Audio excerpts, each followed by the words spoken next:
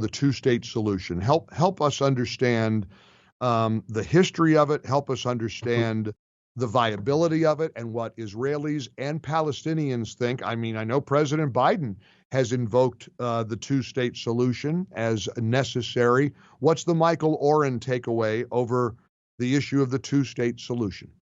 I've been involved with this question for close to 30 years. I was an advisor to Prime Minister Yitzhak Rabin in the early 90s when this whole process started.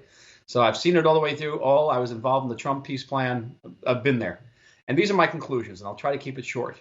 In an ideal world, a two-state solution might work.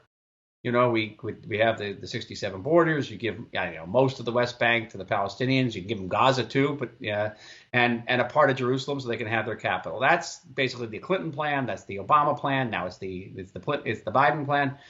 There's only one problem. It does not stand a snowball's chance of where of succeeding.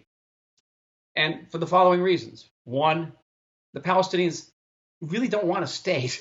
They have turned down multiple offers of a state going back to the 1930s. They actually hold the world record of a people that has been offered a state and turned down the state. So I'm not sure what they want, but a West Bank Gaza state is something they don't want. They turned it down in 2000, 2001, 2008. Okay?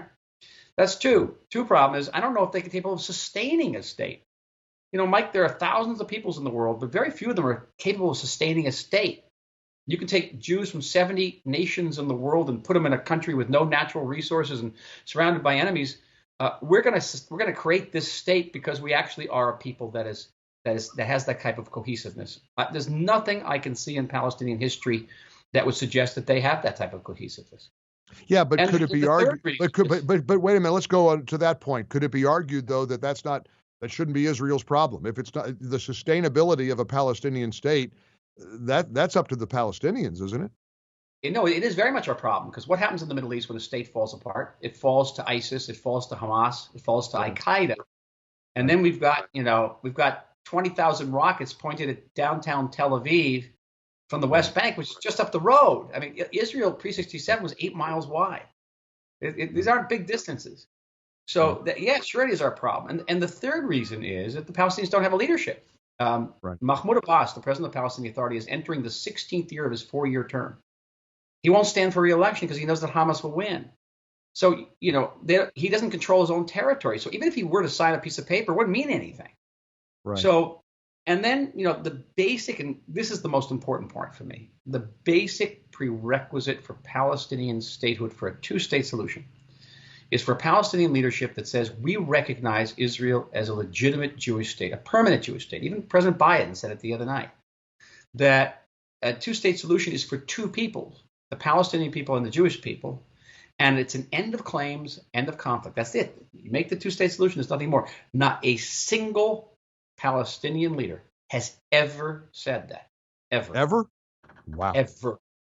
Yeah, I mean, for me, I listen, I'm a simple guy. I hear that one side is committed to the destruction of the other side. I think that's bad faith. I don't think you've got somebody dealing in good faith with this complicated, situation.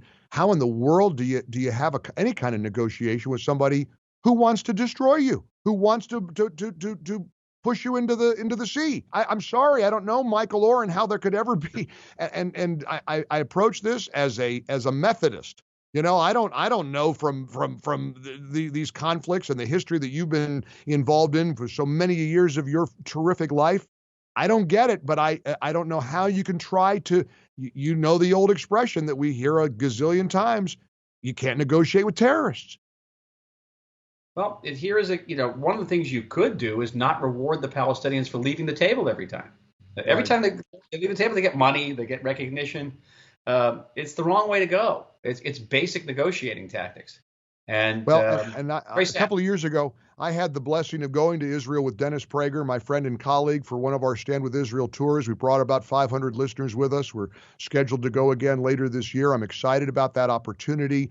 One of the things that I got to do was go to that brand new, that embassy that was in Jerusalem. We were the first non-congressional delegation, as I understand it, to see the inside of the new embassy in Israel. I'm reminded in Jerusalem. I'm reminded of President Trump's promise to move the embassy from Tel Aviv to Jerusalem. Many other presidents, including Republican presidents, had promised to do the same thing. Only Trump delivered. I've got to ask you, final question, are Biden policies towards the Middle East contributing or thwarting the conflict we're seeing playing out right now?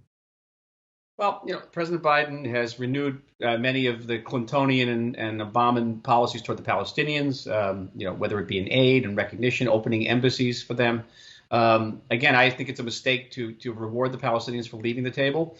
But at the end of the day, Mike, I don't think it's make much difference because I don't think the Palestinians are ever going to come to the table and they're never going to negotiate in good faith.